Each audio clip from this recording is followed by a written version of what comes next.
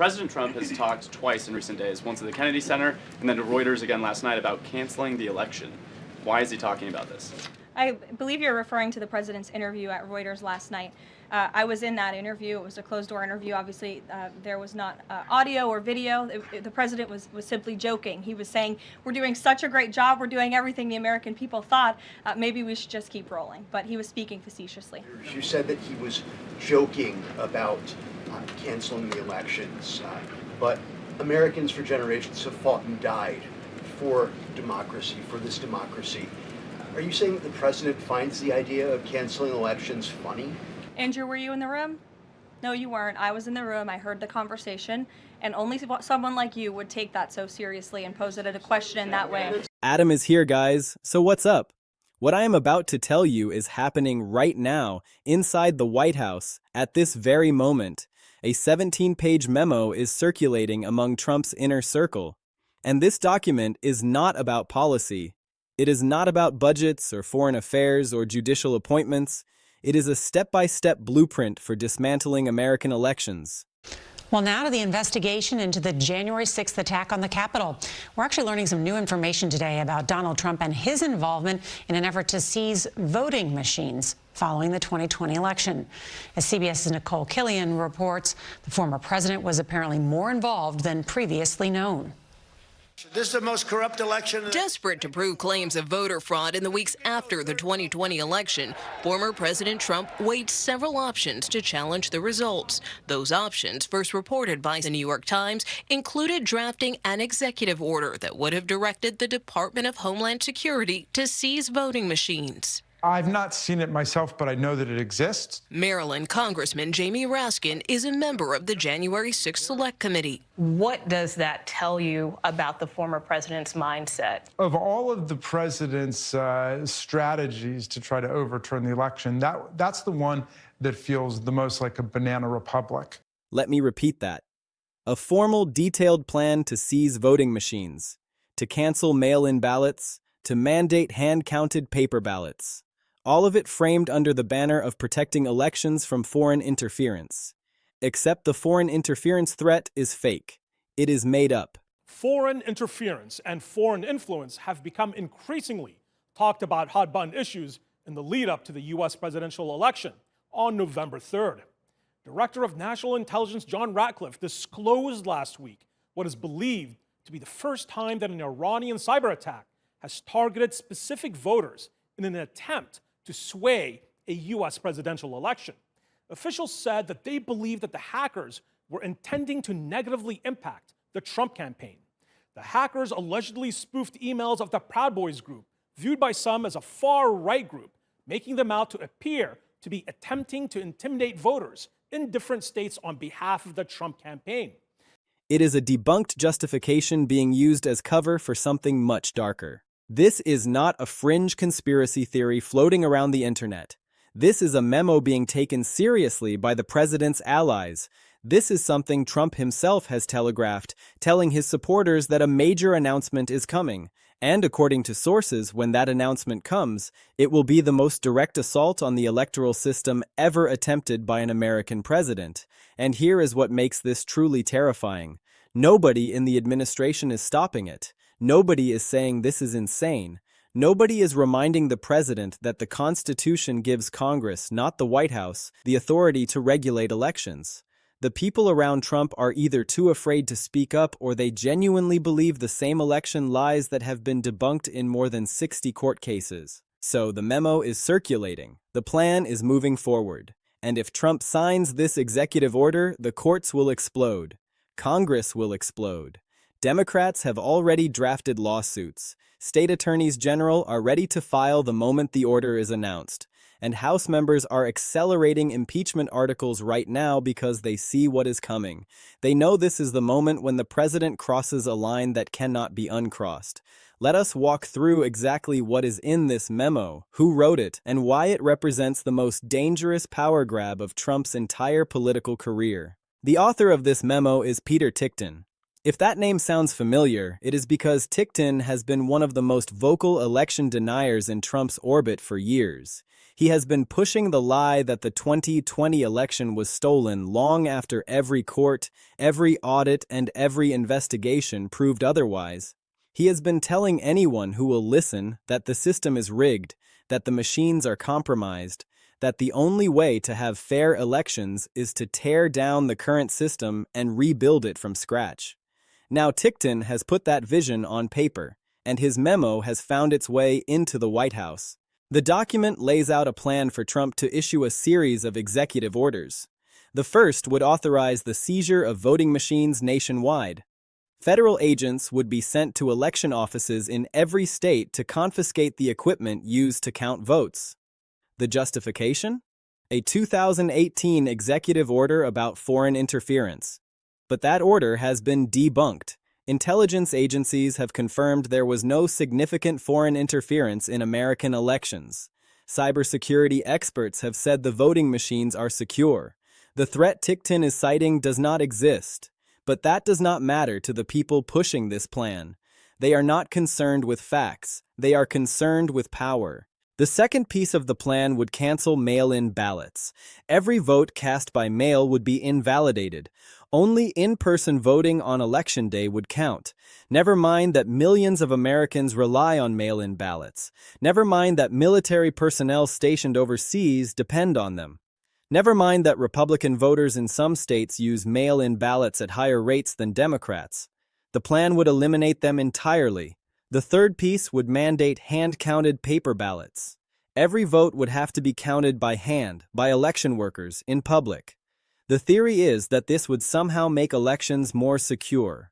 In reality, it would slow down the counting process to a crawl, create chaos in every precinct, and give bad actors endless opportunities to challenge individual ballots and disrupt certification. Taken together, these three moves would effectively destroy the American electoral system as we know it. They would give the executive branch control over how votes are cast, how they are counted, and who gets to participate. They would bypass Congress, bypass the states, bypass every check and balance the Constitution puts in place. And the justification for all of it is a lie. Now let us talk about why this is happening now. Because this memo did not appear out of nowhere. It is the product of months of frustration inside the White House. Trump has been losing in the courts. He has been losing in Congress. Federal judges have threatened to arrest his officials. The Supreme Court has ruled against him repeatedly. His own staff has been quitting in record numbers, and the House is moving closer to impeachment with every passing week. So, what does a president do when every institution is pushing back against him? If he believes the Constitution is optional, if he believes the rule of law does not apply to him, if he believes that his own survival is more important than democracy, then he does exactly what Trump is doing now. He escalates, he grabs for more power, he tries to change the rules of the game entirely. That is what this memo represents. It is the playbook for a president who has decided that if he cannot win under the existing system, he will simply destroy the system and create a new one where he cannot lose. And here is the most dangerous part. Trump has already signaled that he is going to announce this. He told his supporters it is coming. He has been building anticipation for weeks. The date has been floated. And when he steps in front of the cameras and unveils this executive order, he is not going to frame it as a power grab. He is going to frame it as protecting the integrity of elections. He is going to talk about foreign interference. He is going to talk about restoring trust in the system. He is going to wrap himself in the flag and claim he is saving democracy. But everyone paying attention will see it for what it really is. An attempt to seize control of the electoral process by a president who knows he cannot win otherwise. So what happens when Trump signs this order? The answer is simple and immediate.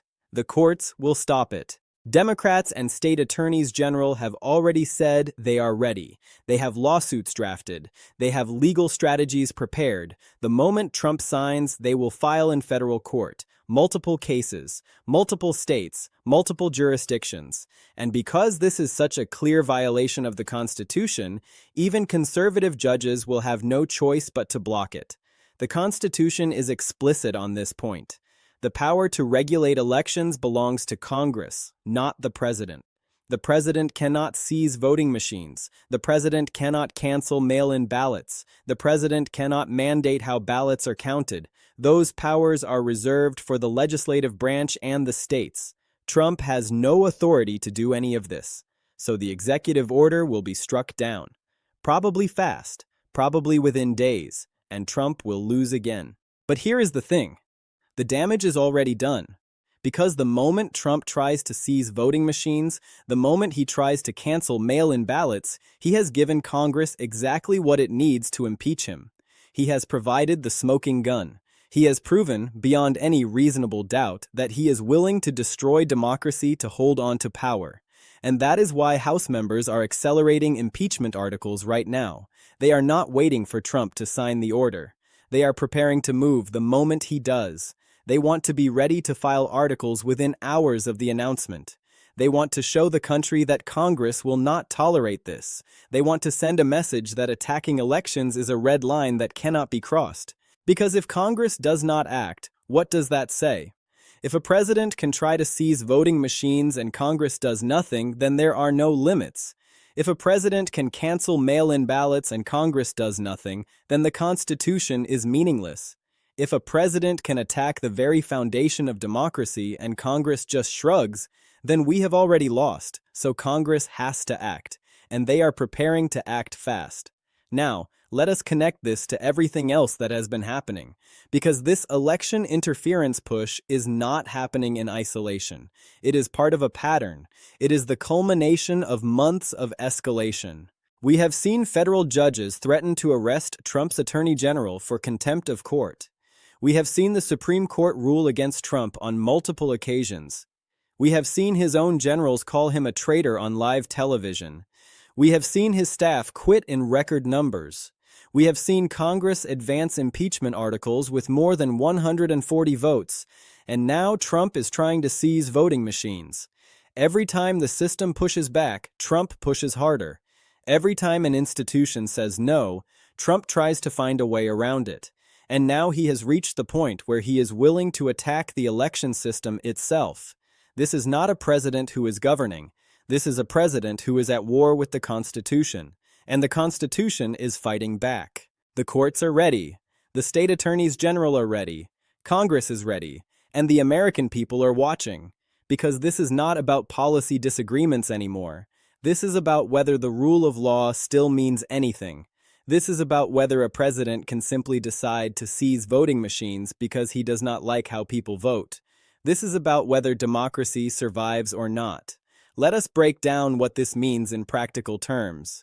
Because there is a lot of noise, a lot of outrage, but what actually happens next? The executive order will be announced. Trump will stand in front of cameras. He will talk about election integrity. He will cite the debunked foreign interference threats. He will frame this as protecting America. His supporters will cheer. His critics will be horrified. Within hours, lawsuits will be filed. State attorneys general from Democratic states will go to federal court seeking injunctions. Civil rights organizations will file their own cases. Voting rights groups will join the fight. The legal machinery will move fast because the stakes are too high to wait. Federal judges will issue rulings. And because this is such an obvious constitutional violation, they will almost certainly block the order. They will say the president does not have the authority to do this. They will cite the Constitution, which gives election regulation powers to Congress. They will cite the Posse Comitatus Act. They will cite decades of precedent. And the order will be frozen. The case will go up the ladder. It will probably end up at the Supreme Court. And even with a conservative majority, it is hard to see the court upholding something this blatantly unconstitutional. Because if the court allows a president to seize voting machines, what is left of the separation of powers? What is left of the Constitution? The conservative justices talk a lot about originalism and textualism. The original text of the Constitution is clear on this. The power belongs to Congress, so Trump will lose in court, the order will be blocked, and the election system will survive. But the political damage will already be done, because Trump will have shown the country exactly who he is. A president willing to tear down democracy to stay in power. A president who sees the Constitution as an obstacle, not a guide. A president who thinks the only election that matters is the one he wins. And that is what Congress will use to impeach him. Because impeachment is not about whether an executive order gets struck down. It is about whether a president is fit to hold office. And a president who tries to seize voting machines is clearly not fit to hold office. There is no debate about this. There is no both sides argument. This is not a close call. This is a president attacking the foundation of American democracy. So the House will impeach. The articles will be filed. The votes will be taken. And the case will go to the Senate. Now, the Senate is where it gets complicated. The House can impeach with a simple majority. The Senate needs a 2/3 vote to convict and remove. That means 17 Republicans would have to vote with Democrats to remove Trump from office. Before this, that number seemed impossible. But after a president tries to seize voting machines, after a president tries to cancel mail-in ballots, after a president tries to destroy the election system, that changes things. Because even Republicans who have stuck with Trump through everything have to ask themselves a question. Is there any line? Is there anything Trump could do that would be too much? If trying to seize voting machines is not enough to remove him, what is? If attacking democracy itself is not a red line, then there are no red lines. Then the president can do anything. And there are Republicans in the Senate who understand that. There are Republicans who take their oath to the Constitution seriously. There are Republicans who know that if they do not act now, there will be no elections left to protect. Those 17 votes might be there. They might be enough. That is why Trump is rushing to do this. He sees the walls closing in. He sees the impeachment votes mounting. He sees the courts ruling against him. He sees his own staff quitting. He knows that his time is running out. So he is making a desperate move. He is grabbing for the ultimate power. He is trying to control the thing that could end his presidency. Because if he controls the voting machines, if he controls the ballots, if he controls how votes are counted, then he cannot lose. That is the logic of a dictator. That is the logic of someone who has given up on democracy and decided that power is all that matters. And that is why Congress has to act. Not because of partisan politics. Not because Democrats want to win. Because the Constitution demands it. Because the rule of law demands it. Because democracy itself demands it. This is the moment. This is the test. Everything that has been building for months, everything that has been escalating for years, all of it comes down to this. A president trying to seize voting machines, a Congress preparing to impeach him for it, a country watching to see which side wins. The memo is circulating, the order is coming, the lawsuits are drafted, the impeachment articles are ready, and the clock is ticking. Trump thinks he is making a power play. He thinks he is grabbing control, but what he is really doing is handing Congress the weapon it needs to remove him. He is giving them the evidence they have been waiting for. He is proving, beyond any doubt, that he is an existential threat to democracy. And when the House votes to impeach, when the Senate votes to convict, when the president is removed from office for trying to destroy the election system, historians will look back at this moment. They will look back at the 17-page memo. They will look back at the plan to seize voting machines. They will look back at the lies about foreign interference. And they will see the moment when the Constitution won. But we are not there yet. The order has not been signed. The lawsuits have not been filed. The impeachment votes have not been taken. We are standing at the edge of a cliff, watching to see which way we fall. One path leads to the destruction of the election system. One path leads to the impeachment and removal of a president who tried to destroy it. And which path we take depends on what happens in the next few days, in the next few hours. Trump is going to announce this. He has already telegraphed it. He has already told his supporters it is coming. The question is not whether he tries. The question is whether Congress stops him. And right now, Congress is moving. Right now, they are drafting the articles. Right now, they are preparing to act. Because they know that if they do not act, there may not be another chance. Because they know that if a president can seize voting machines and get away with it, then no future election will ever be free again. So this is it. This is the moment everything changes. This is the moment when we find out if the checks and balances still work. This is the moment when we find out if the Constitution still means anything. This is the moment when we find out if democracy can defend itself. The memo is in the White House. The plan is moving forward. Trump is about to announce the most dangerous executive order of his presidency, and Congress is preparing to respond with the most serious tool it has. Impeachment is coming. And this time, the evidence is undeniable. This time, the line has been crossed. This time, there is no going back.